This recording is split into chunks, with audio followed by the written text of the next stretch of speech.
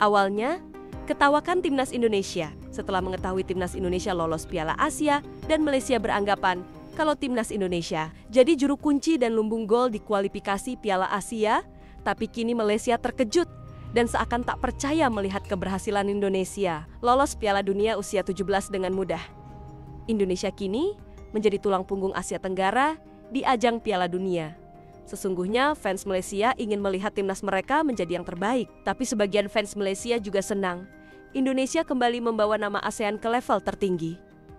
Keberhasilan Garuda Muda membuat banyak pihak di Malaysia kehabisan cara untuk meremehkan atau menghina Indonesia. Malahan mereka mulai mencari rahasia tersembunyi atas pesatnya perkembangan sepak bola Indonesia yang kini jadi inspirasi kawasan. Pengamat sepak bola Malaysia sudah sejak awal memprediksi bahwa di bawah kepemimpinan Erick Thohir, timnas Indonesia akan menjelma menjadi kekuatan utama Asia Tenggara dan calon raksasa baru di Asia.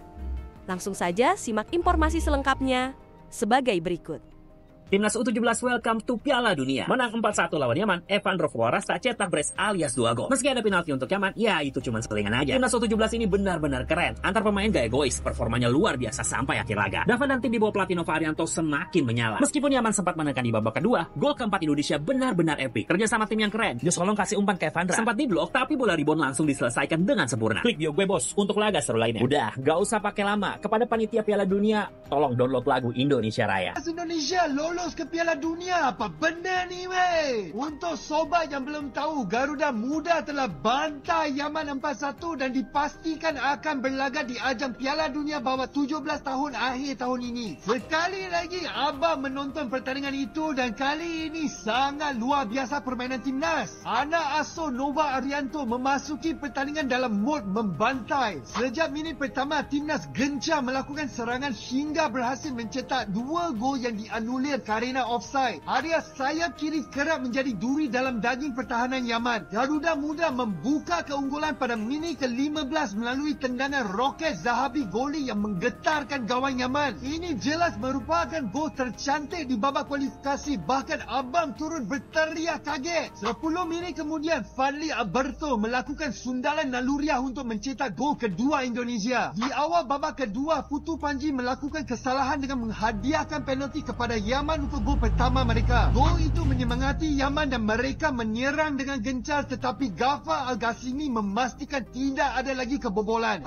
Evandra kembali menjadi hero timnas saat ia mencetak 2 gol berturut-turut melalui tendangan penalti dan juga counter attack. Setelah itu, Garuda Muda terus tampil apik hingga laga usai. Timnas Indonesia hanya perlu bermain imbang dengan Afghanistan untuk mempertahankan puncak klasemen grup C setelah ini. Jujur saja, abang tumpang gembira dan semoga ini memberikan dorongan kepada tim senior untuk mengikuti jejak Garuda Muda menuju ke Piala Dunia. Suka ataupun tidak, Indonesia kini merupakan pasukan terbaik di Asia Tenggara. Berpuluh-puluh ribu peminat menggegarkan stadium utama Gelora Bung Karno, meraihkan kejayaan pasukan kebangsaan Indonesia menewaskan Arab Saudi yang berada di ranking ke-59 dunia. Indonesia adalah pasukan pertama yang berhasil untuk mengumpul 6 mata dalam pusingan ketiga kelayakan Piala Dunia. Sebelum ni, Vietnam dan Thailand masing-masing cuma dapat mengumpul 4 dan 2 mata saja. Walaupun aku puji pasukan Indonesia ni, aku tahu mesti akan ada fans mereka yang peli ataupun akan kutuk level pasukan Malaysia sekarang ni.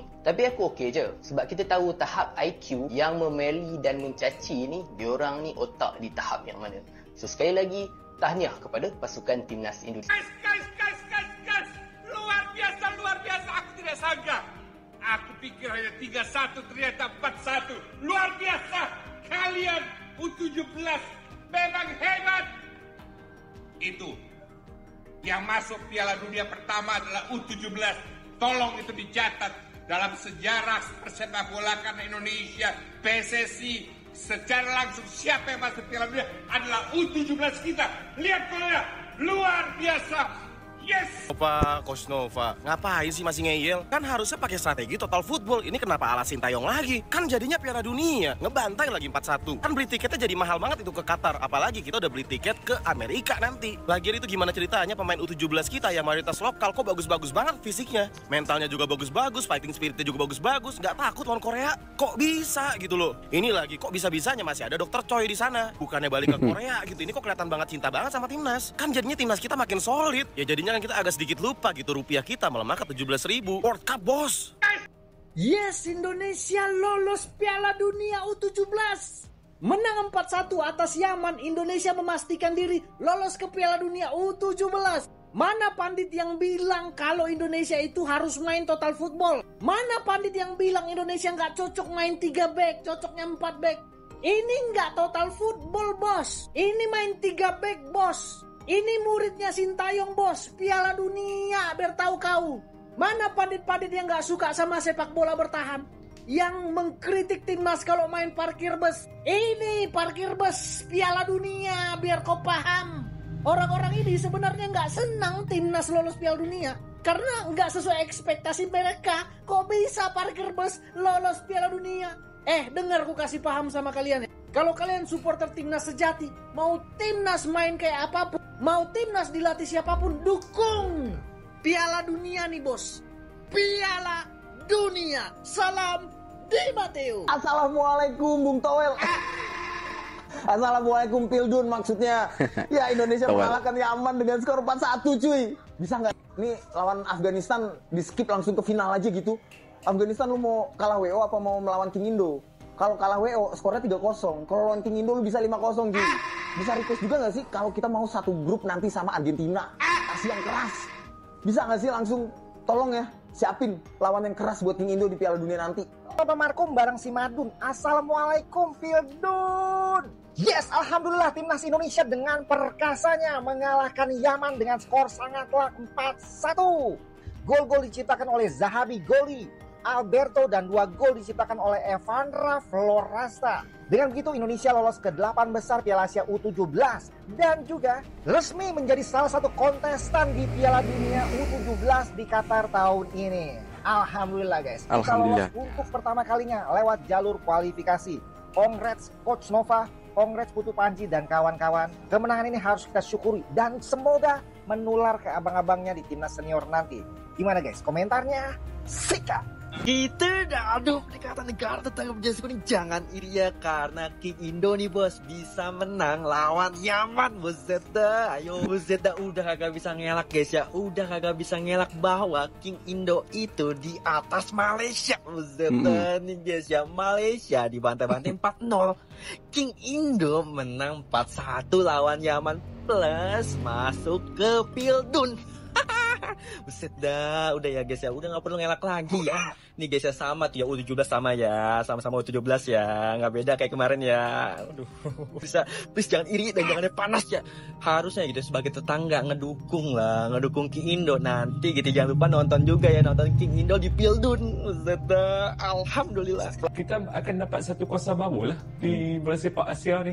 Sampai bila kita nak tengok bola sepak Asia Tenggara ini, bila sampai ke peringkat Asia, hanya menjadi lawan yang paling mudah untuk rakan-rakan kita di Asia Pasifik ya, di East Asia ataupun di Asia Tengah semua. Tak benar, this cannot go on for too long.